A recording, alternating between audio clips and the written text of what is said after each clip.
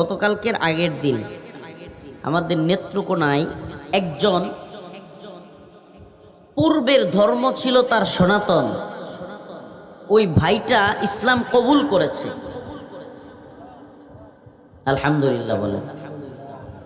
তখন উনি ইসলাম কবুল করেছেন কালকেই না, বা ওই গত পরশু দিন না, আরো অনেক আগে। কিন্তু উনি একটু লুকায়া লুকায়া থাকতেন, পরিবারের কাছে জানাইতেন না। গত 2 দিন আগে যখন উনি ঘোষণা দিলেন, তখনই ওনার বাবা মা থানায় গিয়া নালিশ দিল যে আমাদের ছেলেকে জোরপূর্বক ইসলাম কবুল করানো হয়েছে। থানায় গিয়া অভিযোগ দিলেও যেই হুজুর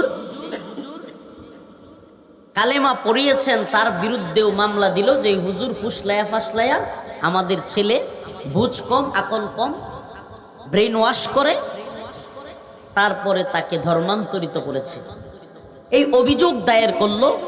তো দেখেন, একজন যুবক, তার বয়স 24 বছর, সে নিজ ইচ্ছায় স্ব ইচ্ছায় কালেমা পড়েছে, অথচ তাকে থানায় নিয়ে আটক করা হয়েছে।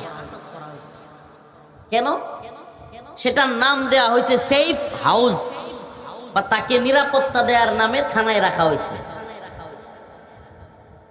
নিরাপত্তা দেওয়ার নামে যদি কাউরে থানায় রাখা হয়, এই লোক কি নিরাপত্তা বেশি পাবে, নাকি ভয়ে আরো যেটা করতে চাইছিল সেটা থেকে ফিরে আসতে চাইবে?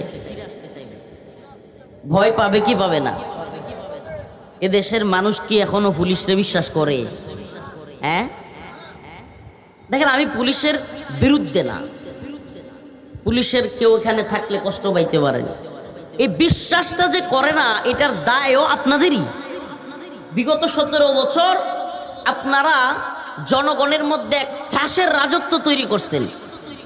বিগত 17 বছর জনগণের উপর রুলার চালিয়ে, গুলি করে, গুম করে, নির্যাতন করে, জনগণের বন্ধু নাম দিয়া জনগণের অন্তরের মধ্যে শত্রুরেও জনগণ যতটুকু ভয় না পায়, আপনাদেরকে এতটুকু ভয় পাই। তো এই যে দূরত্ব আপনারা তৈরি করছেন জনগণের অন্তরে, যে এই যে ভালোবাসার পরিবর্তে ভয় ঢুকাইয়া দিছেন, এইটা দূর করার দায়িত্ব তো আপনাদের, প্রিয় ভাইয়েরা আমার। তো ওই ছেলেটাকে থানায় নিয়ে রাখছে। আমি রাত 3টায় শুনছি। কয়টায়? রাত 3টায় আমি শুনছি ফেসবুকের মাধ্যমে, আমার কেউ বলে নাই। আমার মনটা এত খারাপ হইছে, কষ্টে আমি ঘুমাইতে পারতেছিলাম না, ছটফট করতেছি। হাই হাই, আমার নিজের থানায়, আমার নিজের জেলায় একটা যুবক 24 বছর বয়সী ইসলাম কবুল করলো, আর এই জন্য তাকে থানায় থাকতে হবে? ফ্লোরের মধ্যে শোয়ার কষ্ট কি? কারাগারে কিংবা থানায় ফ্লোরে শোয়ার কষ্ট কি? মশা মাছির কামড়ের কষ্ট কি? এটা তো আমরা উপলব্ধি করতে পারি। কালেমা পড়ার কারণে কাউকে থানায় রাখা হবে, এটা কোনো মুসলমান, আল্লাহ মাফ করুক, ইমানি গায়রত থাকলে সহ্য করতে পারবে না। আরে কালেমা লা ইলাহা ইল্লাল্লাহ তো এমন এক জিনিস,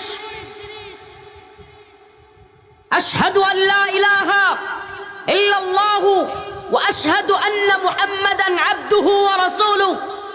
এই কালেমার সাক্ষ্য দেওয়ার সাথে সাথে পৃথিবীর যে প্রান্তের যে কেউ হোক, কালো হোক, সাদা হোক, দলা হোক, লম্বা হোক, বেটে হোক, মোটা হোক, খাটো হোক, সে যেই ধরনের হোক, পৃথিবীর যে প্রান্তের হোক, আল্লাহ পাক বলে দিয়েছেন ইন্নামাল মুমিনুনা ইখওয়া। ওই মুমিন সাথে সাথে সে আমার ভাই হয়ে যাবে। পৃথিবীর যেই প্রান্তের মুমিন হোক, কালেমার সাক্ষ্য দেওয়ার সাথে সাথে আমার, আপনার, আমাদের সকলের দায়িত্ব হলো তাকে সহযোগিতা করা। স্বাভাবিকভাবে মনটা ছটফট করতে শুরু করলো। হাই হাই, আমার নিজ থানায়, আল্লাহর কাছে দোয়া করা শুরু করলাম, আল্লাহ আপনি আমারে ক্ষমা করেন, আল্লাহ অন্তত আমাদেরকে মাফ করে দেন, আমাদের দুর্বলতা, আমাদের কমজোরি। যে একজন প্রাপ্তবয়স্ক মানুষ ঈমান কবুল করবার কারণে হিন্দুদের চাপে তাকে থানায় নিয়ে রাখতে হয়েছে।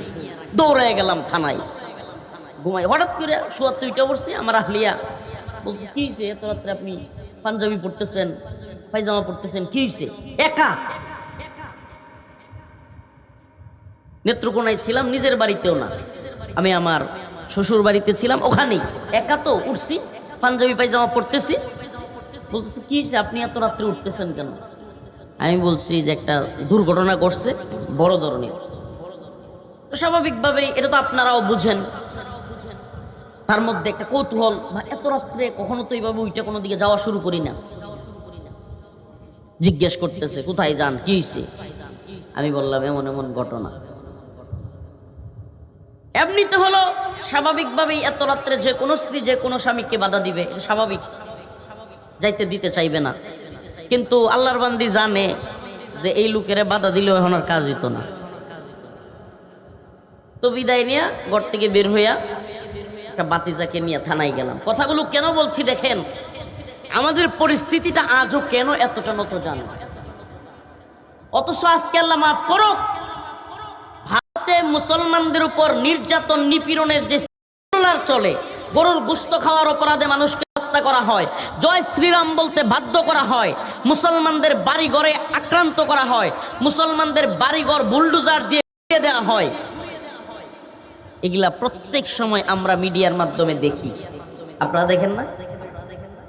আমি বলতেছি না যে আমরাও আমাদের দেশেও নাউজুবিল্লাহ অন্য ধর্মাবলম্বীদেরকে আক্রমণ করা হোক, নাউজুবিল্লাহ, এটা অসম্ভব।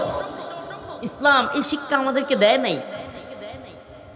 আমরা কোনো ভিন্ন ধর্মাবলম্বীদের উপর জুলুম করব, নাউজুবিল্লাহ, এইটা আল্লাহ এবং তার রাসূলের শিক্ষা নয়। কিন্তু আমার বক্তব্য হলো এই দেশের সনাতন ধর্মাবলম্বীরা অন্য ধর্মাবলম্বীরা যতটা ভালো থাকে, যতটা সুখে থাকে, যতটা ভালো অবস্থানে থাকে, পৃথিবী ঘুইরাও আরেকটা দেশে এত সুন্দর ভিন্ন ধর্মাবলম্বীদের সহ অবস্থান আমার মনে হয় নাই। আলহামদুলিল্লাহ, আমাদের কোন মুসলমান কোনদিন কোন লোক ভিন্ন ধর্মের হওয়ার কারণে তার উপর আঘাত করছে এটার ইতিহাস নেই। মানে ভিন্ন ধর্মের শুধু এই জন্য কারো উপর অ্যাটাক হয়েছে আপনারা দেখছেন? এমনি জমি জামা নিয়ে মুসলমানে যেমন লাগে হিন্দু মুসলমানও লাগতে পারে, পাড়া প্রতিবেশী হওয়ার কারণে মুসলমানে যেমন লাগে ভিন্ন ধর্মাবলম্বীর সাথেও লাগতে পারে, এটা স্বাভাবিক ঘটনা। কিন্তু শুধুমাত্র ভিন্ন ধর্মের হওয়ার কারণে কোনো ভিন্ন ধর্মাবলম্বীকে আমাদের বাংলাদেশের মুসলমানরা আলহামদুলিল্লাহ আঘাত করে না, করবেও না। কিন্তু আমার প্রশ্ন হলো, যদি কোনো ভিন্ন ধর্মের লোক ইসলামের সুশীতল ছায়া আসতে চায়, ইসলামের সৌন্দর্য দেখে, ইসলামের ভালো দিকগুলো দেখে ইসলামী জীবন ব্যবস্থার অধীনে আসতে চায়, তখন যদি তাকে জোর কইরা হিন্দুরা নিয়ে যাইতে চায়, তখন কি আমরা চুপ থাকতে পারি? বলেন পারি? দুই রকম এক ভাই, আমাদের নাম হলো প্রীতম ঠাকুর, প্রীতু নেত্রকোনার, সে ইসলাম কবুল করেছে। আমরা দৌড়ায় গেলাম, থানায় গিয়া প্রশাসনের সাথে কথা বললাম, এরপরে কোর্টে নিয়ে যাওয়া হলো। আমরা উকিল ধরলাম, সকালবেলায় চলে গেছি, একবারে সকালে, আরে সারা রাত ঘুম নাই, সকালে কোর্টে গেলাম, ফজরের নামাজ পড়ছি থানায়, তারপরে গিয়া কোর্টের ভিতরে তাকে উঠাইলো, ওখানে উকিল ধরলাম, প্রশাসনের লোকদের সাথে কথা বললাম, উকিলদের সাথে কথা বললাম। আলহামদুলিল্লাহ আমরা ওই নেত্রকোনার আলেম ওলামা বা কিছু মুসলিম জনতাকে নিয়ে অবস্থান নিলাম, যাতে করে তাকে জোর করে কিছু করতে না পারে। আলহামদুলিল্লাহ শেষমেশ আদালত রায় দিল, যেহেতু সে প্রাপ্তবয়স্ক এবং তাকে অনেকগুলো প্রশ্ন করলো, অনেকগুলো প্রশ্ন, কেন তুমি মুসলিম হবে, তোমার বাবা মা সবাই সনাতন ধর্মের, তোমার কি কারণে ওই ধর্ম ভালো লাগে না, ইসলাম কেন ভালো লাগছে, তোমার কেউ প্ররোচনা দিয়েছে কিনা, তোমার কেউ টাকা পয়সার অফার দিয়েছে কিনা, তোমার কেউ কোনো লোভ দেখিয়েছে কিনা, মানে অনেক প্রশ্ন, 15 থেকে 20টা প্রশ্ন ম্যাজিস্ট্রেট করেছে। পুরো আদালত ভরপুর উকিল দিয়া, পুলিশ প্রশাসন দিয়া, মানুষ দিয়া, ওখানে সে 20টা প্রশ্নের সঠিক উত্তর দিয়েছে, আদালত সাইন দিয়েছে। যেহেতু সে স্বইচ্ছায় তার ধর্ম থেকে ইসলাম আসতে চায়, তাকে তার অবস্থানে ছেড়ে দেওয়া হোক, বাবা মার কাছে দেওয়া হবে না, সে তার নিজ জিম্মায় থাকবে। আলহামদুলিল্লাহ। প্রিয় ভাইরা আমার, বন্ধুগণ আমার, এখন আমাদের বিরুদ্ধে সনাতন ধর্মাবলম্বী অনেকেই বলতেছে হুজুররা জোর করে। ভাই দেখেন, ইসলামের মধ্যে কোনো জোর জবরদস্তি চলে না। যদি কোনো ব্যক্তি ধর্ম পালন করতে না চায়, ইসলামে আসতে না চায়, তাইলে কখনোই কোনো মুসলমান তাকে বলতে পারবে না এই মুসলমান হস না কেন, কথা বলতে পারবে। কিন্তু দেখেন, যদি কেউ আপনাদের মধ্য থেকে ইসলামের সুশীতল ছায়ায় চলে আসে, তাকে জোরাজুরি করবেন না, বরং আপনিও সত্য খুঁজতে থাকেন, আপনিও জানতে থাকেন। জাকির নায়েকের লেকচারগুলো দেখেন, আপনাদের ঠাকুরদের, আপনাদের বড় বড় যারা জানতা, তাদের লেকচারগুলো শুনেন, ইসলামের কোরআনের সুন্নার কথাগুলো শুনেন, দুইটা মিলে জাজ করবেন। যদি কোনো সনাতন ধর্মাবলম্বী, কোনো ভিন্ন ধর্মাবলম্বী ভাইয়ের কানে আমার আলোচনাগুলো যায়, আপনাদের প্রতি আমাদের দাওয়াত থাকলো, আপনাদের সাথে আমাদের বিদ্বেষ দরকার নাই, আপনাদের প্রতি আমাদের দাওয়াত থাকলো, শত্রু ভাবাপন্ন মনে করার দরকার নাই। দাওয়াত থাকলো যে আল্লাহর পথে আসুন, দ্বীনের পথে আসুন, যেই পথ একমাত্র জান্নাতের পথ, যেই পথ মুক্তির পথ, যেই পথ শান্তির পথ। অন্য কোনো পথে শান্তি নাই। নেত্রকোনার ঘটনা তো বলতেছি, গতকালকেও আরেক মর্মান্তিক ঘটনা হয়েছে, ময়মনসিংহে ঘটেছে। কোর্ট প্রাঙ্গণ থেকে জোরপূর্বক আরেক নবমুসলিম ভাইকে জোরপূর্বক হিন্দুরা ধরে নিয়ে গেছে। কেন সে মুসলমান হইল? ভালুকায় আটকায় রাখছে। সেখান থেকেও আলহামদুলিল্লাহ আমাদের লোকেরা গিয়া, টিম গিয়া বালুকা থানায় গিয়া প্রশাসনের মাধ্যমে ছুটায় নিয়ে আসছে। এই কথাগুলো আমি এজন্য বলছি, এই ঘটনাগুলো আপনাদেরকে এজন্য শোনাচ্ছি যে আমাদেরকে আগে ঈমানের অবস্থান জানতে হবে, কালেমার মূল মেসেজটা কি, আমরা যে মুসলমান, আমাদের দায়িত্ব কর্তব্য কি, এই ব্যাপারে আগে আমাদেরকে জানতে হবে। তাইলে কি হবে? আমরা আমাদের ধর্মের ব্যাপারে, ঈমানের ব্যাপারে আরো অবস্থান শক্ত করতে পারবো। আল্লাহ তাআলা বলেন, ইয়া আইয়ুহান নাসু দুরিবা মাতালুন ফাসতামিউ লাহু ইন্নাল্লাযীনা তাদউনা মিন দুনিল্লাহি লা ইয়াখলুকু যুবাবান ওয়ালাউ ইজতামাউ লাহু ওয়া ইন ইয়াসলুবহুমুয যুবাবু শাইআন লা ইস্তানকিযুহু মিনহু ضعف الطالب والمطلوب। আল্লাহ রাব্বুল আলামিন বলেন, ইয়া আইয়ুহান নাস, হে মানুষেরা, দুরিবা মাতালুন ফাসতামিউ লাহু, তোমাদের কাছে উপমা দেয়া হচ্ছে, উদাহরণ দেয়া হচ্ছে, ধৈর্য সহকারে মনোযোগ দিয়ে শুনো। ইয়া আইয়ুহান নাস দুরিবা মাতালুন ফাসতামিউ লাহু, তোমাদের সামনে একটা উপমা পেশ করা হচ্ছে, একটা উদাহরণ পেশ করা হচ্ছে, মনোযোগ দিয়ে শুনো। ফাসতামিউ লাহু, মনোযোগ দিয়ে শুনো। ইন্নাল্লাযীনা তাদউনা মিন দুনিল্লাহ, আল্লাহ রাব্বুল আলামিন বলেন, নিশ্চয়ই ইন্নাল্লাযীনা তাদউনা মিন দুনিল্লাহ, তোমরা আল্লাহকে বাদ দিয়া পৃথিবীতে যাদেরকে তোমরা ডাকো, যাদের দিকে তোমরা আহ্বান করো, লা ইয়াখলুকু যুবাবা, আল্লাহ বলেন তারা কি একটা মশা মাছিও বানাইতে পারবে? সুবহানাল্লাহ।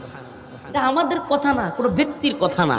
ভিন্ন ধর্মের অনেকে আছে, এগুলো শুনলে মানে তাদের মধ্যে ইয়া হয়, আরে ভাই, আমি আপনার ধর্মগ্রন্থ থেকে, আপনার কিতাবাদি থেকে, আপনারা তো কিতাব বলেন না, গ্রন্থ বলেন, আপনাদের মন্ত্র থেকে, আপনাদের কাছ থেকে প্রমাণ করে দিব ইসলাম সত্য ধর্ম। সুবহানাল্লাহ।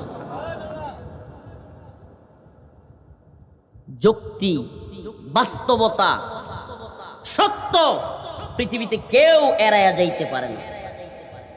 বাস্তবতা, সত্য এবং যুক্তি যদি গোলামের পক্ষে থাকে গোলাম, গরিবের পক্ষে থাকে গরিব, ফকির মিসকিনের পক্ষে যদি সত্য থাকে, বাস্তবতা থাকে, যুক্তি তার পক্ষে থাকে, সত্য তার পক্ষে থাকে, পৃথিবীর বড় বড় তাবৎ ক্ষমতাসীন তার সেই সত্যের কাছে মাথা নত করতে বাধ্য।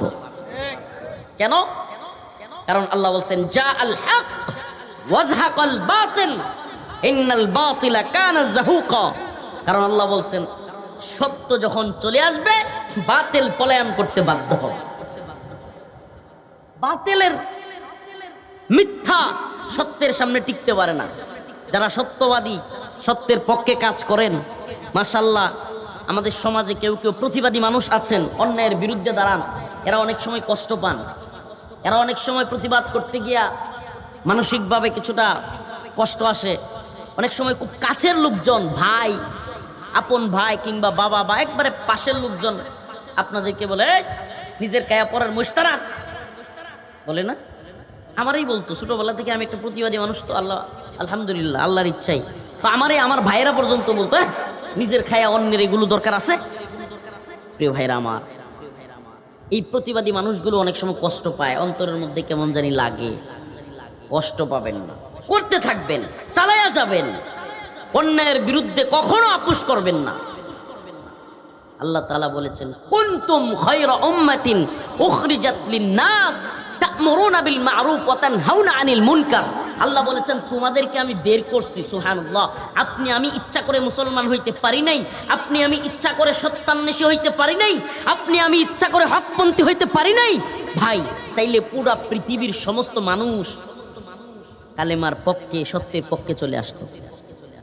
তার মানে বোঝা গেল আল্লাহ তাআলা যাদেরকে যাচাই করেছেন, বাছাই করেছেন, মনোনীত করেছেন, তারাই আসতে পারছে। ঠিক কি ঠিক না? আল্লাহ বলছেন কুনতুম খায়রা উম্মাতিন উখরিজাত লিন-নাস তা'মুরুনা বিল মা'রুফ। তোমাদেরকে যাচাই করা হয়েছে, বের করা হয়েছে। উখরিজাত লিন-নাস, মানুষদের থেকে তোমাদেরকে আলাদা করা হয়েছে। তা'মুরুনা বিল মা'রুফ ওয়া তানহাউনা আনিল মুনকার, তোমরা সৎ কাজে আদেশ করবে, অসৎ কাজে নিষেধ করবে। পৃথিবীতে সবচাইতে বড় অসৎ কাজ, আল্লাহর কাছে সবচাইতে বড় খারাপ কাজ হলো শিরক। কি আমাকে বলেন? আল্লাহর কাছে সবচাইতে অপছন্দনীয় কাজ হলো শিরক। কি?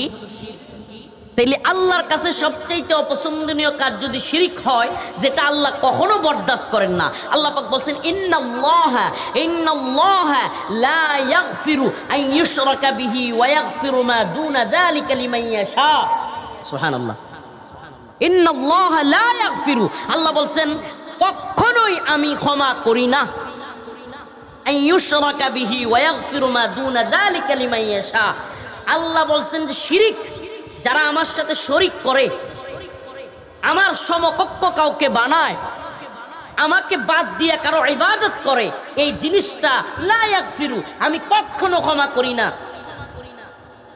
ওয়া ইয়াগফিরু মা দুনা যালিকা লিমান ইয়াশা, এইটা ছাড়া অন্য যে কোনো বিষয়, অন্য যে কোনো অপরাধ আল্লাহ বলেন আমি আমার ইচ্ছায় ক্ষমা করে দিই। সুবহানাল্লাহ বলবেন না? তাইলে আল্লাহ শিরক কি করেন না? আমার কথা কি বুঝাইতে পারতেছি না নাকি? মাঝে মাঝে কথা বলবেন। আল্লাহ শিরক কি করেন না? আল্লাহ তাআলা শিরক কখনোই শিরক ক্ষমা করেন না। আল্লাহ বলেন ইন্নাল্লাহা লা ইয়াগফিরু আন ইউশরাকা বিহি ওয়া ইয়াগফিরু মা দুনা যালিক। আল্লাহ বলেন ইন্নাহু মান ইউশরিক বিল্লাহ ফাকাদ হারামাল্লাহু আলাইহিল জান্নাহ ওয়া মাওয়াহুন নার। যে আল্লাহর সাথে শিরক করে না, আল্লাহ তাআলা তার জন্য জান্নাত হারাম করে দেন। যে শিরক করে আল্লাহ তার জন্য জান্নাত কি করে দেন? ইন্নাহু মান ইউশরিক বিল্লাহ ফাকাদ হারামাল্লাহু আলাইহিল জান্নাহ ওয়া মাওয়াহুন নার, এবং তার ঠিকানা হয় জাহান্নাম। শিরককারীর ঠিকানা কোথায়? আচ্ছা এখন আমারে বলেন, যদি কোনো লোক কয় হুজুর সকল ধর্মে মানবতার কথা বলে, কল্যাণের কথা বলে, ইন্নাল হামদুলিল্লাহ নাহমাদুহু ওয়া নাস্তাঈনুহু ওয়া নাস্তাগফিরুহু ونؤمن به ونتوكل عليه ونعوذ بالله من شرور أنفسنا ومن سيئات أعمالنا من يهده الله فلا مضل له ومن يضلل فلا هادي له ونشهد أن لا إله إلا الله وحده لا شريك له ونشهد أن سيدنا وسندنا وحبيبنا ومولانا وأولانا محمدا عبده ورسوله أرسله إلى كافة للناس بشيرا ونذيرا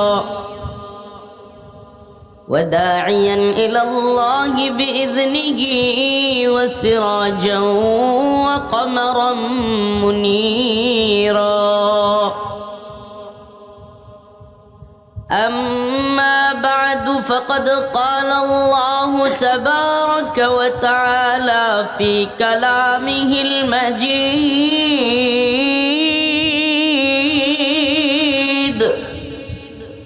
وفرقانه الحميد أعوذ بالله من الشيطان الرجيم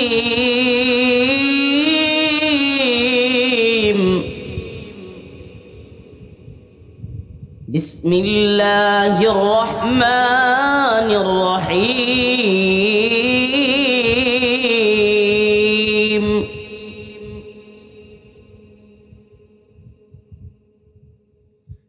يا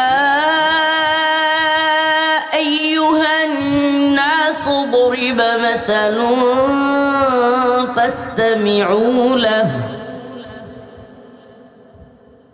إن الذين تدعون من دون الله لن يخلقوا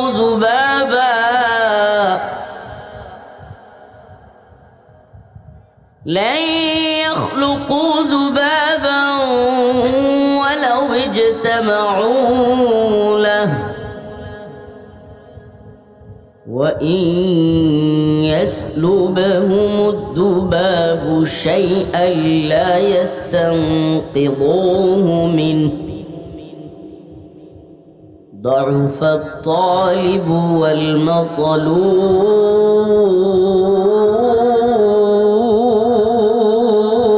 والمطلوب صدق الله مولانا العظيم وصدق رسوله النبي الكريم ونحن على ذلك من الشاهدين والشاكرين والحمد لله رب العالمين সকলে একটু দরুদ শরীফ পড়ি আল্লাহুম্মা সাল্লি আলা محمد وعلى آل محمد كما صليت على إبراهيم وعلى آل إبراهيم إنك حميد مجيد اللهم بارك على محمد وعلى آل محمد كما باركت على إبراهيم وعلى آل إبراهيم إنك حميد مجيد শামসইল দারুল উলুম আরবিয়া মাদ্রাসা ও লিল্লা বোর্ডিং শামসইল গুহালিয়াবাড়ি কালিহাতি টাঙ্গাইল এর উদ্যোগে আয়োজিত আজকের এই তৃতীয় বার্ষিক হেদায়াতি ইসলামী সম্মেলনের সম্মানিত সভাপতি, সম্মানিত উলামায়ে কেরাম, একটু আগে আলোচনা করে গেলেন আমাদের ময়মনসিংহের কৃতি সন্তান, আমাদের মুরব্বী হজরতুল আল্লাম হজরত মৌলানা আব্দুল হালিম কাসেমি সাহেব দামাত বারকাতুহুম। আরও উপস্থিত আছেন সভাপতি হজরত মৌলানা ইদ্রিস সাহেব দামাত বারকাতুহুম, সহকারী সুপার আলিপুর দাখিল মাদ্রাসা ও খতিব শামসুল পুরাতন জামে মসজিদ। আমার সামনে উপবিষ্ট প্রিয় মুরব্বিয়ান আযম, প্রিয় যুবক ভাইরা, স্নেহের ছোট ভাইরা, পর্দানিশীন পর্দাওয়ালে শ্রদ্ধেয়া মা ও বোনেরা, আল্লাহ রাব্বুল আলামিনের দরবারে অসংখ্য অগণিত শুকরিয়া যে মহান রব্বুল আলামিন এই অফ সিজনে, এই বৃষ্টির সময়ে, এই খোলা মাঠে একটা দিন কিছু সময় আল্লাহ তাআলা আমাদেরকে দিয়েছেন, যেই সময়ে কোনো বৃষ্টি নেই, ঝড় নেই, তুফান নেই, সুন্দরভাবে কোরআন সুন্নাহর কথা আমরা শুনতে এবং বলতে পারছি। এজন্য রব্বে কাবার দরবারে অন্তরের অন্তঃস্থল থেকে একবার কালিমাতুশ শুকর আদায় করে স্বতঃস্ফূর্ত আওয়াজ করে বলে আলহামদুলিল্লাহ। প্রিয় উপস্থিতি, আমি আপনাদের সামনে যে আয়াতে কারিমা তিলাওয়াত করেছি, আজকে আমি আলোচনা করব আপনাদের সামনে দুনিয়াতে যত ধরনের ক্ষমতাসীন আছে, প্রভাবশালী ব্যক্তি, প্রভাবশালী গোষ্ঠী কিংবা যত প্রভাবশালী পাওয়ারফুল পৃথিবীতে জিনিস আছে, তারা সকলে মিলেও এমন একটা জিনিস সৃষ্টি করতে পারবে না যে জিনিসটা পৃথিবীতে সবচাইতে ক্ষুদ্র। আর আল্লাহ রাব্বুল আলামিন তামাম পৃথিবী সৃষ্টি করেছেন কারো সহযোগিতা ছাড়াই। সুবহানাল্লাহ। পুরো পৃথিবী একত্রিত হইয়া, পুরো পৃথিবীর সমস্ত শক্তি একত্রিত হইয়া ক্ষুদ্র একটা জিনিস, এই যে মশা মাছি উঠতেছে, এই মশা মাছি বানানোর ক্ষমতা পুরো পৃথিবীর আছে? আছে ভাই?